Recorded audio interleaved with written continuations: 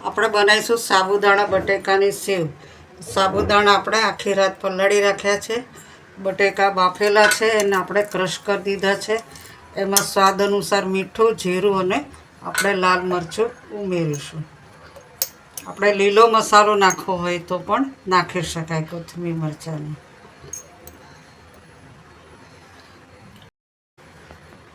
તીખું લાલ મરચું છે.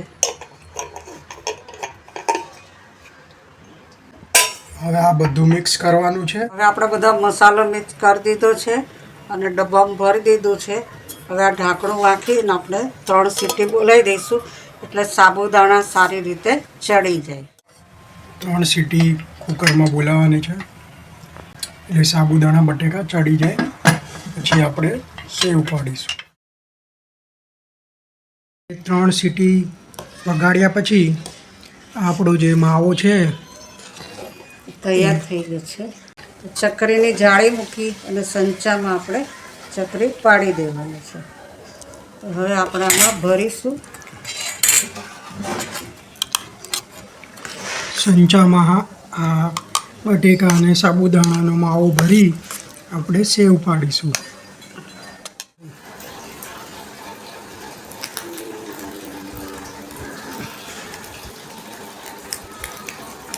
આવી રીતે ફટાફટ સેવ પાડવાની છે.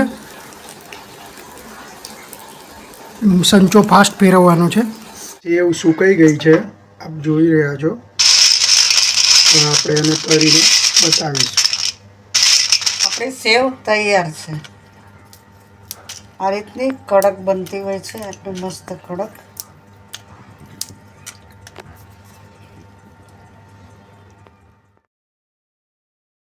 આપણે સાબુદાણાના ગુણધર્મ જોઈશું. સાબુદાણા ઉપવાસમાં બહુ ઉપયોગી માનવામાં આવે છે. તેમાં કાર્બોહાઈડ્રેટ વધારે હોય છે અને શરીરને તરત ઉર્જા આપે છે. મુખ્ય ગુણધર્મ જોઈએ તો શરીરને ઝડપથી એનર્જી આપે છે. ઉપવાસ દરમિયાન તાકાતને જાળવે છે. પાચનમાં હલકા હોય છે. પેટમાં લાંબા સમય સુધી પેટને ભરેલું રાખે છે. હાડકાં માટે થોડું કેલ્શિયમ અને આયર્ન આપે છે. વજન વધારવા ઈચ્છતા લોકો માટે મદદરૂપ છે. બાળકો અને વૃદ્ધો માટે ખૂબ જ સરળતાથી તે પચી જાય છે અને શરીરને ઠંડક આપે છે. સાબુદાણામાં રહેલા પોષક તત્વો વિશે વાત કરીએ તો તેમાં કાર્બોહાઈડ્રેટ છે, પ્રોટીન છે, કેલ્શિયમ છે, આયરન છે અને ફાઇબર ઓછી માત્રામાં તેમાં રહેલું છે. ડાયાબિટીસ હોય તે લોકોએ તેનું પ્રમાણ જાળવી અને તેનો ઉપયોગ કરવો. વધુ તેલમાં બનાવેલા વડા વારંવાર ન ખાવા.